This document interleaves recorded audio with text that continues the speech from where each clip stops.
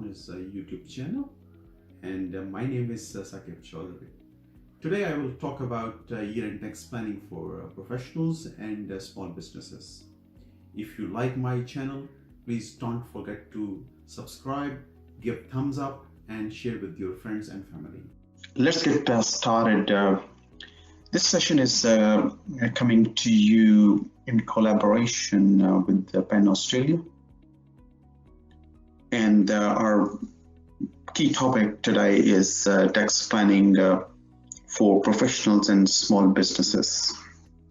First thing first, the information that's going to be presented in this session will be very general in nature and does not constitute any tax or financial advice.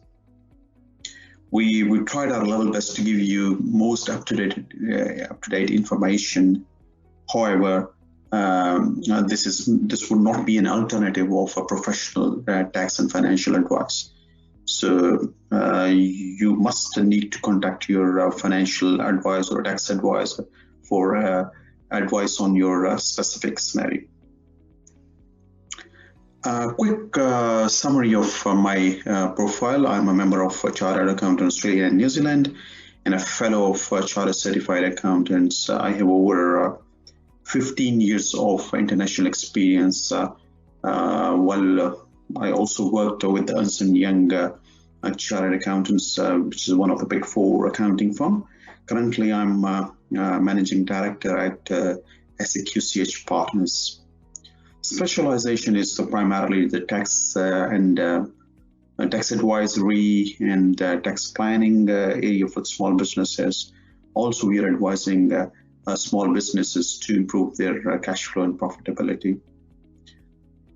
We are also providing compliance services, and the data is a big thing in today's business picture. So we do data analysis and we also provide review services to ensure the integrity of data and just convert that big data into a meaningful reports. So that is the area we are also have expertise in. And I'm also a professional business trainer covering technical topics and data analysis related topics and soft skills, which is very, very important for small businesses. Key objective of today's webinar are very, very clear. The main thing is to help you achieve your short-term and long-term financial goals and objectives. And we receive a lot of messages when we ask all the attendees what are their objectives to attend this webinar. So most of them, they came up with one objective to minimize their taxation legally. And then those savings are going to go towards reducing home loan, saving for holidays, buying a new car, and heaps of other short-term and long-term objectives. So those are the things hopefully we'll cover, and at the end of this session you will be able to achieve those short-term and long-term objectives. And the objective of this session is also to give you a bit of a knowledge around the tax laws and the financial information around the tax laws. And our objective is just similar to your objective. Everyone want to minimize the tax. So here we go. So these are the objectives which you thought and we thought. So we are on the same page.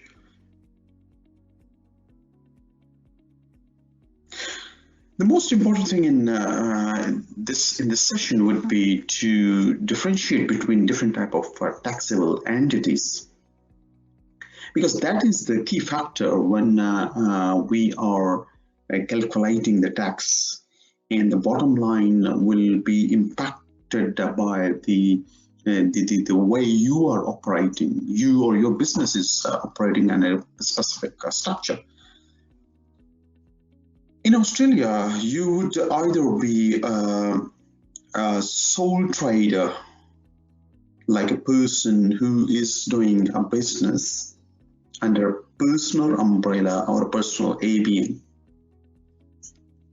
So you would be a sole trader and running a small business, but business can also be ran under company or trust or partnership structures. So these are the two areas, business models which are being used by small businesses.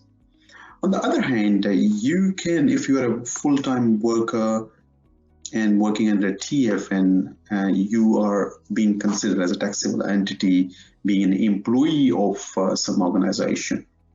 So every type of structure got its own, pros and cons. Office politics, if you're a full-time employee, you have to pay the office politics. Then you have to, manage try to find a balance between your work and family life. Then if you're working in Sydney CBD or Melbourne CBD or any metropolitan city, traveling is one thing which takes a lot of out of your skin. So that is the key factor. But if you're doing a business, then definitely you are a bit flexible in terms of timing. So that is a bit of flexibility in while you're doing a business, and you're maybe close to your home, and you can set your own working hours. In terms of risk, a bit of redundancy risk is there because of the very uncertain job market these days, and a bit of finance risk when if you're losing a job, maybe your finances would be a bit tight. But if you're a business, initially you may have to face a bit of financial risk, and but later on in the long run, the risk is low here in while you are doing a business. But the most important thing is the taxation. If you're working under employment contract, you're a full-time or part-time employee, and you are earning an income of let's say $100,000 gross wages per annum. So on an average, you will pay about 25 grand tax. But if you are in a business structure, either a sole trader or a company, then you will be ended up paying a less amount of tax. In sole trader, a bit less than the full-time job, and in case of a company, it is further less. So, but there are the conditions are you have to comply with the PSI rules if you are a sole trader, or if you are an individual who is working under a company or trust structure, then you have to comply with the personal services income rules and regulations. Because if you are an individual working in a company or a trust, and you are earning income because of your personal expertise, then these are the rules and regulations that need to be complied with. Otherwise, you will be considered as a full-time employee, regardless you are operating under a sole trader or under a company or a trust structure. So that is a key thing to be considered. So in a nutshell, if you're an employee, 100,000 income, 25 grand tax. Okay, if you're a company or a sole trader, less amount of tax. So that is the key advantage, apart from the other advantages. So this slide gives you a bit of another idea how different entities will be better off as compared to the other type of entities. Company is always considered a better option as compared to the other entities. But again, your personal circumstances will help you to determine which taxable entity is better for you. Any newcomer in Australia, definitely I would suggest them or recommend them go for finding a job. After doing a job for a few years, then you can shift to your business. So that is the better model for any immigrant.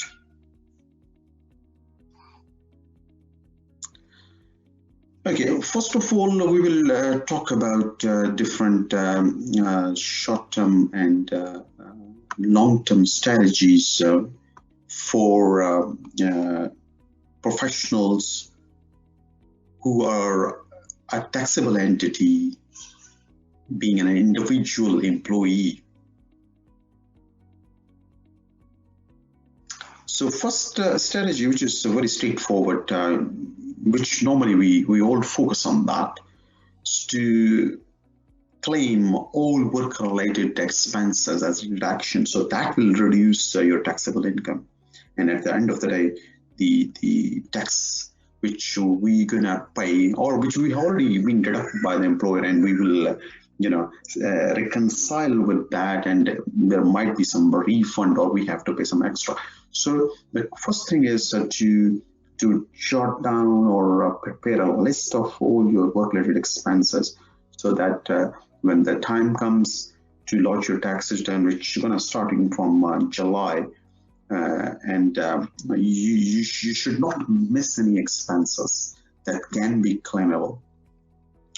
It starts from work-related travel expenses to professional education expenses, then some equipments you can use for your work-related activities, or work from home if the employer allows you, donation and charity, then your income protection insurance if you have got one, and last but not the least is any expenses which you're gonna pay to get a tax advice or to prepare your tax return.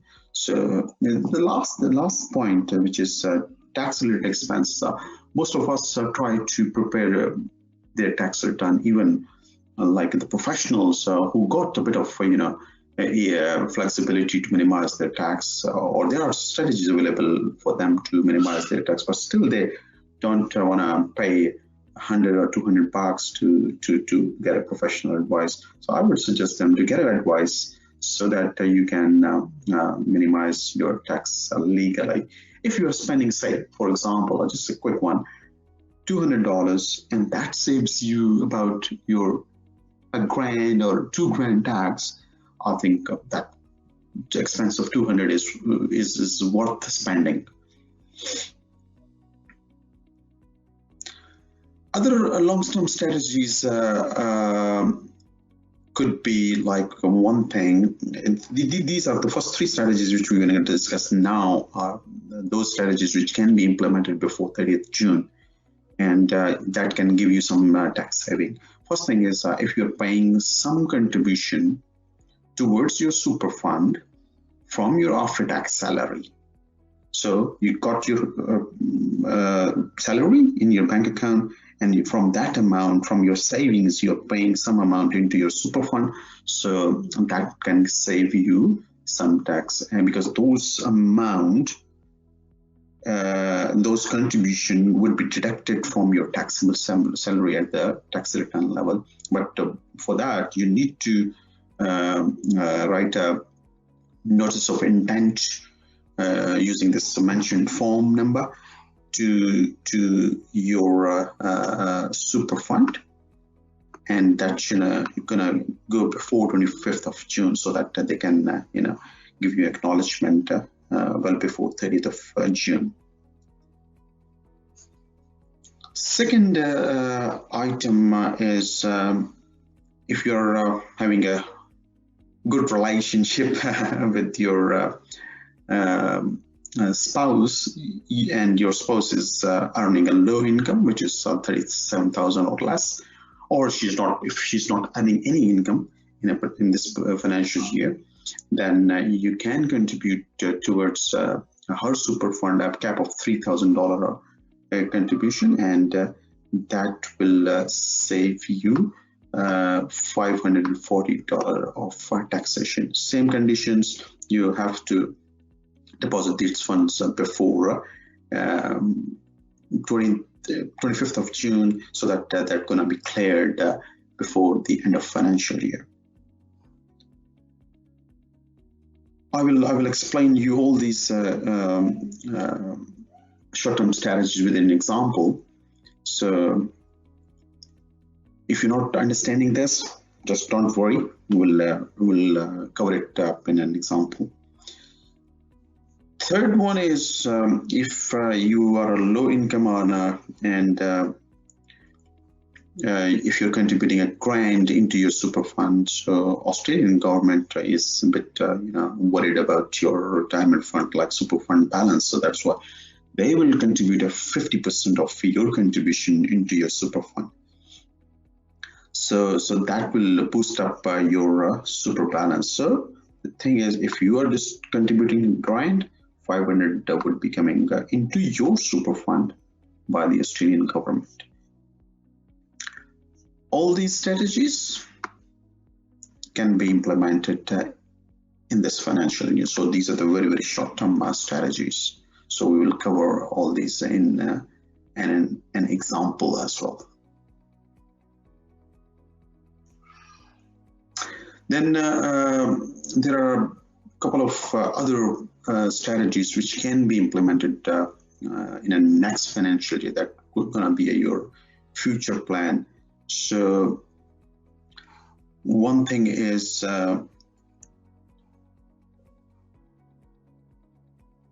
like if if your employer allows you, you can do a salary packaging or salary sacrificing arrangement with your employer, and you can buy some of assets like a car or computer or income protection insurance, or you can pay membership of your professional body or a club or gym before from your before tax salary. So that can help you to reduce your taxable salary, and ultimately that will help you to minimize your tax bill. Again, I will explain you in an example. And the next thing is salary sacrificing through concessional contribution to your super fund. So if you're depositing some of your pre-tax salary into your super fund, that would be that will save you some tax. And keep in mind that the limit for this concessional contribution is $25,000 in this financial year. So if and that includes your employer super as well, compulsory super. If your employer is paying 10 grand, and then you have a margin of another 15 grand to top up your super. So in this case, like you can contribute a personal contribution of 10 grand or 14 grand and another grand for co-contribution. So you can mix and mix some different strategies together so that you can achieve the best results. Let's go to example that will explain you how all these strategies are gonna work. Before going to the example, this quick pictorial explanation will explain you how the salary packaging works. If you are not doing any salary packaging, you're paying a lot of tax here. So 2 buckets of tax, and your take home will be much lesser. But if you are doing a salary packaging, then you can doing some spending from your pre-tax salary, so that will save you tax and you're paying a less tax amount, and eventually your take home pay is higher than if you are not doing any salary packaging.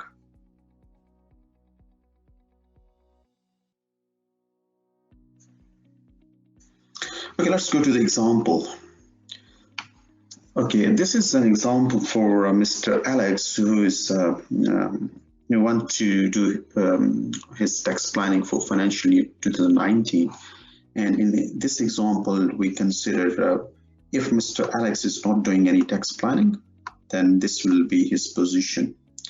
On a income of $100,000, he would be ended up paying a 25 grand tax, provided we are assuming there are $2,000 of deduction or work-related expenses which he have already spent from his pocket. So it's 25 grand tax. But if we implement some of our strategies which we just discussed in the previous slide, so that can help you to reduce your tax bill. So the first strategy is personal super contribution. If you are paying some amount into your contribution, into your super fund from your after-tax salary, so that will help you. That would be a deduction. You can claim a deduction for that. I assume 10 grand, okay, deposited into super fund before 25th of June. Notice of intent has been sent to the super fund. Deduction, you can claim a deduction in your tax return, and that will help you to minimize your total tax. And the net savings is $3,800. So this is our first strategy: personal contribution into super fund. It's not bad. It's a 3.5 grand, which means maybe a used car for your son, who's just turned 18. So that is a good saving. And at the same time, your savings, your super balance is going up by 10 grand. Okay, next, number 2 strategy, when you are depositing some of funds into your spouse super fund. So we consider $3,000 you are depositing into wife's super fund, again 25th of June, and so that the funds must be cleared by 30th of June, and this will give you $540 of tax saving. So that by that amount your tax will reduce. So this is a straight offset. It won't give you any deduction here, rather it just offset.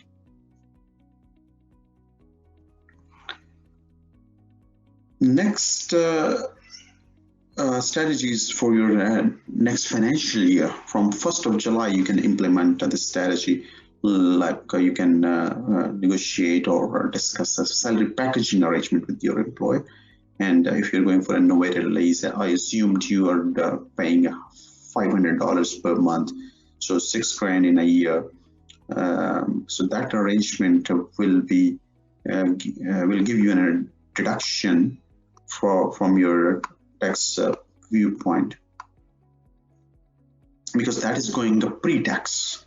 So those expenses would be pre-tax, so that will save you some taxes. And the net impact for that transaction gonna be $2,000 roughly. The third condition, which we did not discuss in this example, because if you are depositing a grand into your super, that ATO will automatically give you $500 in your deposit $500 into your super once you will lodge your tax return. But you need not to mention that 1,000 in your tax. In your tax return, it won't save you any tax. Rather, it will increase your super balance by $500. So last strategy number 5 is salary sacrifice super contribution. I assumed you're paying $50 per week into your super for 52 weeks, so $2,600. that is going into your super. So that will also, given it is a pre-tax, so that will help you to minimize your taxable income. And now your taxable income is $79,400 and taxes $18,400, and this strategy will save you about $900 of tax. And all these strategies, if implemented in a one go, although it's not possible in this financial year, but yes, in the next financial year, so that's gonna save you about 7,000 plus taxes. So these are the short-term strategies available for individuals.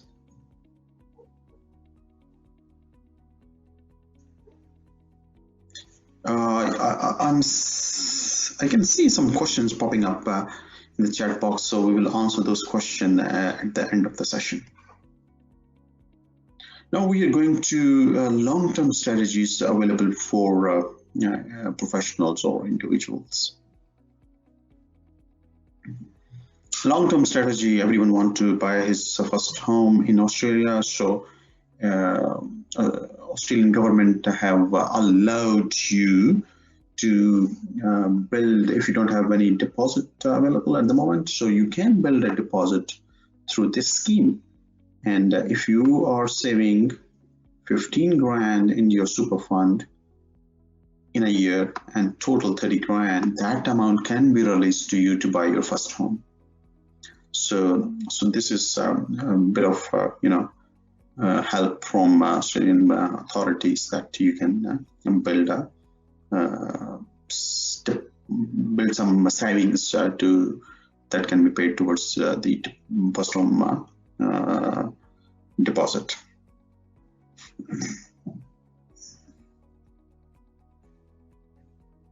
There are a bit some terms and condition revolving this saving, so you have to comply with all those terms and condition, and then those funds can be realized. And for this saving, you can only build this one by using your own contributions. Employer contribution, which is 9.5% into your super, that can't be used towards the building this savings for deposit.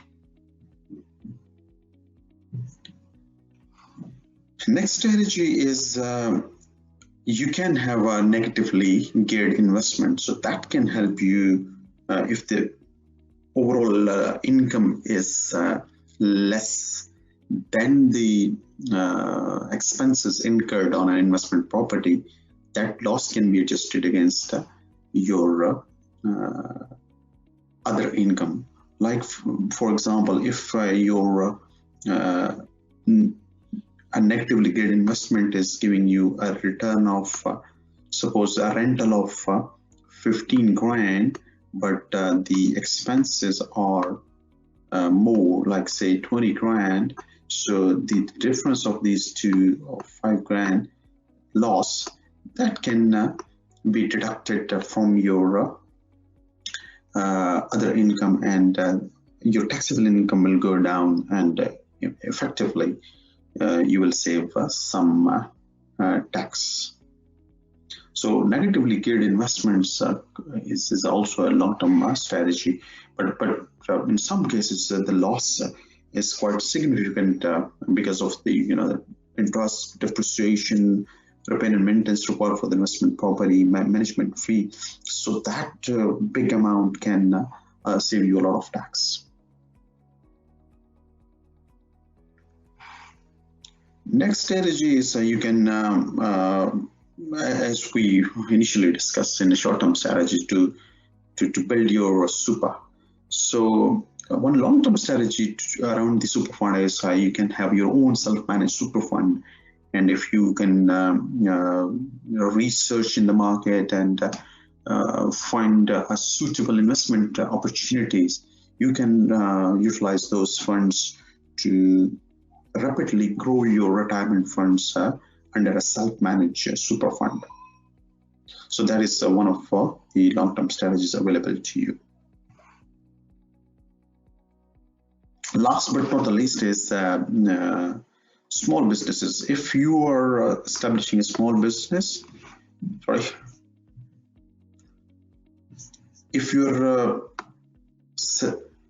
set up a small business, that is that saves you a lot of tax, and also there is a capital gain tax concession available to you if you're a small business. So in a long run, small business, yeah, that saves you a lot of tax, and also that helps you to make your retirement life very, very comfortable. In a second half of this presentation, we'll talk about the small business related tax plannings. And we won't discuss these first three long-term strategy in detail. That would be covered in another session. So let's go to the business. So residential housing, we'll discuss briefly. Negatively geared properties, we'll discuss briefly. And supers, we'll discuss briefly. Now we're to business. In Australia, small business is a business whose sales or turnover is less than 10 million. But if you're working in a bigger structure, couple of entities related to you, like one person is a shareholder in multiple entities. So the affiliated entities where you have a control of those entities, the total sale of all those entities should be less than 10 million. And if you're a small business, you can enjoy a lot of benefits. First benefit is low tax rate, only 27.5% for small businesses, and which is 2.5% less than the bigger businesses. So larger business pay at the rate of 30%. But the small business will pay at the rate of 27.5% on their taxable income. Small business also have some, reporting relaxations, which is I mentioned here.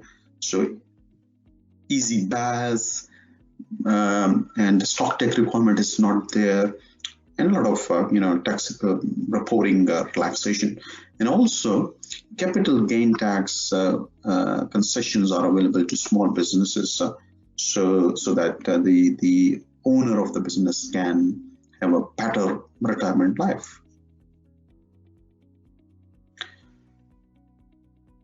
Now we will talk about some short-term strategies that can help small businesses to maximize their tax savings. A lot of small businesses, they don't want to be compliant businesses, rather they just want to save tax by not reporting accurately their data, which is not recommendable. I would suggest them to be compliant and save tax legally. So here in our session, we will talk about those legal strategies that can help to save your to minimize your taxation. Number one thing for small businesses, which is very, very important, they must seek a comprehensive tax planning advice with a concrete action plan. I mean, how to structure their entity, how to pay to their different associated people, and how to implement the short-term strategies which we discuss for individuals. So all those elements should be put in one paper and then decide what to do or how to minimize the tax. So that is called the comprehensive tax planning advice, and mostly people are very reluctant to get advice. because they thought that it won't give them a lot of benefits, but I believe that can help you if you are talking to a experienced and professional accountant. So that can save you a lot of taxes. Second thing is, in a short run, you should pay the super of your employees before 30 June. Instead of paying into next quarter, pay it now, get a reduction. A lot of small businesses, they are paying the employee super with the BAS, business activity statement. But in that case, you can only claim deduction when the super has been paid, which will be next year. So why not to pay it now before 30 June and claim a reduction in this financial year? So that will help you to manage your cash flow and definitely tax savings. Next is you can avail the chance to immediately write off some of your small assets, like a car or a printer or some other assets, like a water tank or whatever it could be. So if the amount is less than 30 grand, immediately write off is available to you. Previously, this amount was just $20,000, then it was increased to 25, and now from 1st April 19, this has been increased to $30,000. So $30,000 straight away deduction means roughly 30% tax saving, which is 10 grand. It's a big number for a small business.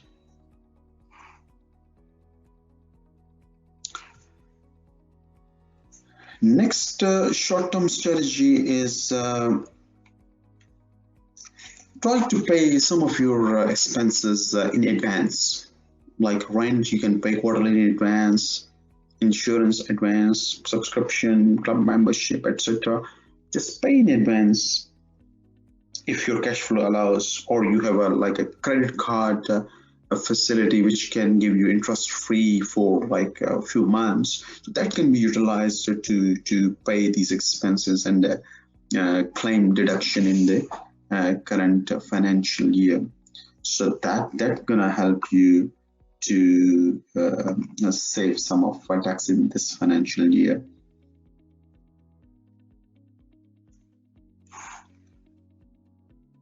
And if possible, try to defer income, either postpone the invoices that are going to be issued in the last few weeks of the financial year. But bear in mind, if you have a bit of risk or a customer who won't pay you if you delay the invoice, then don't do that. Just get money.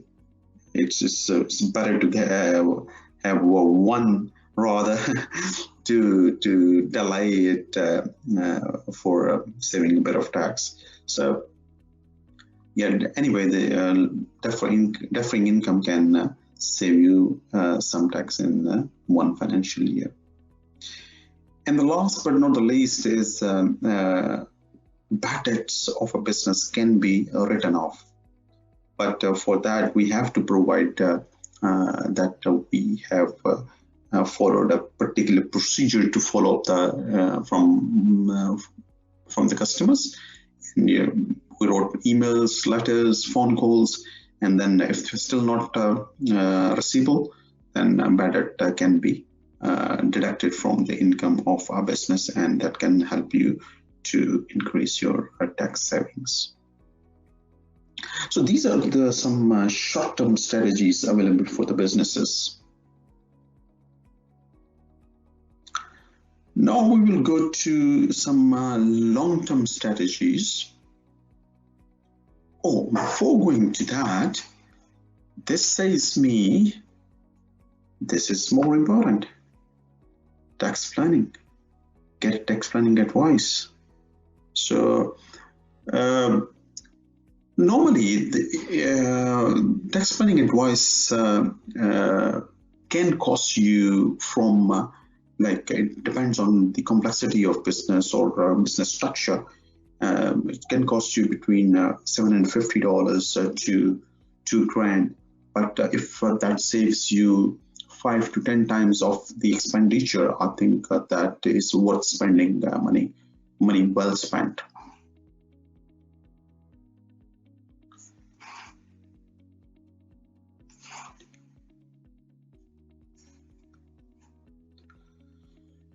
Long-term strategies, again, tax planning. So you need to seek comprehensive advice for both your short-term and for the long-term.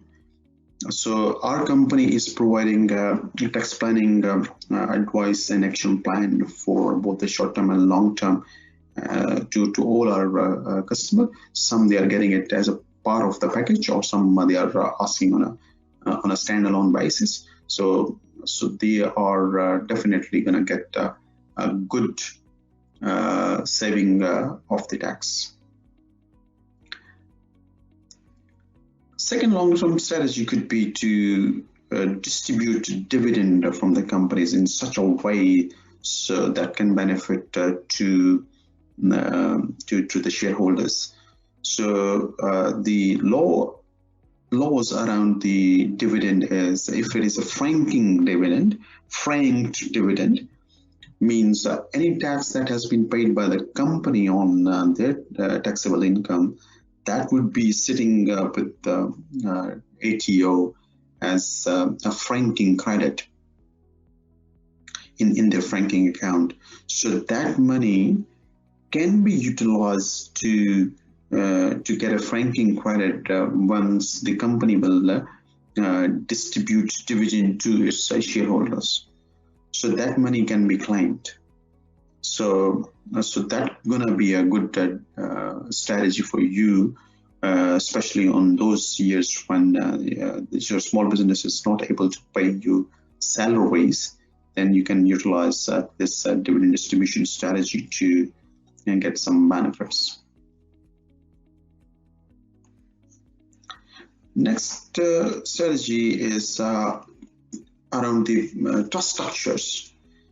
In a trust structure, you have to distribute all the income of the trust after deducting the expenses to the beneficiaries.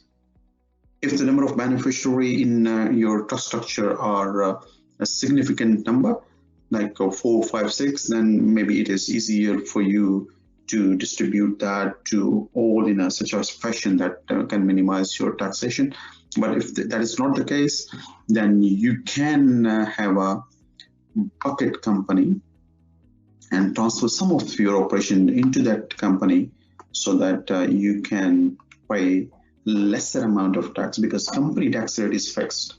Small company 27.5%, but individual tax is far higher than the company tax rate. The highest bracket for individual is 45%. So that could be helpful for your long-term planning.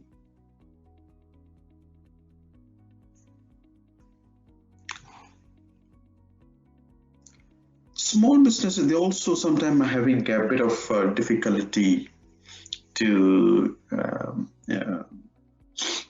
handle the loans, the amounts which has been withdrawn from the company funds, and they are utilizing it in their private purposes. Legally speaking, that money will be a deemed income for you. That is an income for you, and you have to pay tax on that, unless you pay that money back to the company before the end of financial year, or you sign an agreement with the company, which is called Div 7A loan agreement, and you will pay a particular amount of interest on that, which is ranging around 5%. So that is a key area to be complied with, and a small business have to, ATO is also considering that area to be investigated and audited.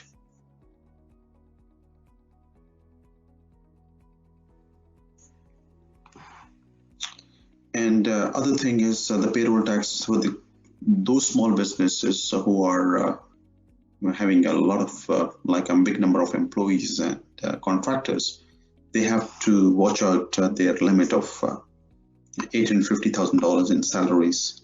If you pay more than that, then you have to pay tax on your total amount over $850,000 of payroll. So this is a limit that need to be keep in mind, and you have to watch out for this so that you can avoid this extra payroll tax. And finally, land tax is also an area which we need to consider in the long-term strategies, because if you got a property, investment property, or a land on an amount of $692,000, you won't pay any tax, land tax. But afterwards, you will pay at the rate of 1.6%.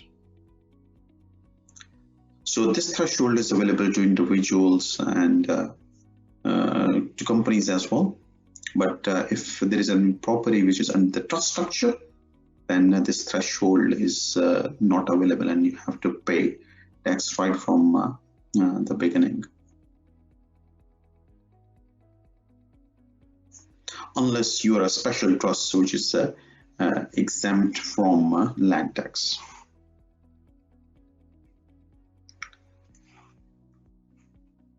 Again, the most important thing is your tax planning.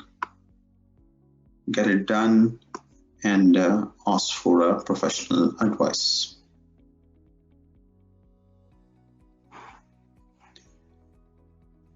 And with this, so we come to the conclusion of this presentation, and thank you for joining us. We still have some time to take up the questions, and there are a lot of questions in the chat box, so we will try to discuss a few of them. So question number one is, what are the PSI rules for companies? As I mentioned earlier, PSI rules are related to personal service income. Any personal services, like accountant services, personal services. Doctors, they're providing personal services.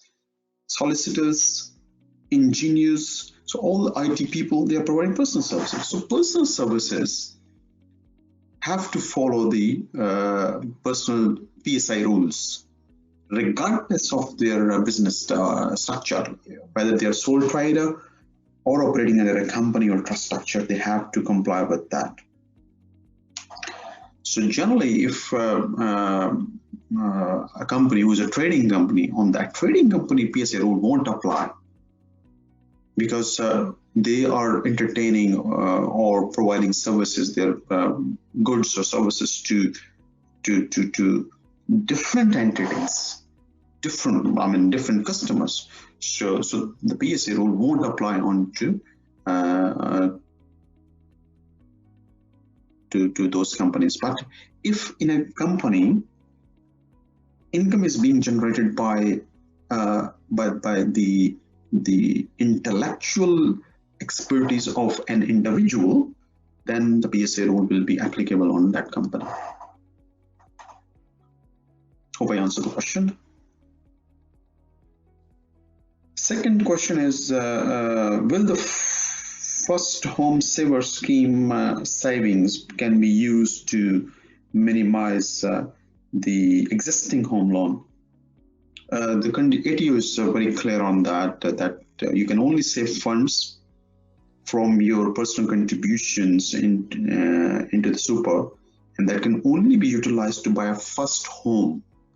So if you already have a first home, then bad luck, you can't utilize those funds. Hope I answer your question. Third question is, can the what are the conditions to make a spouse contribution for tax planning point of view? So law says if your spouse income is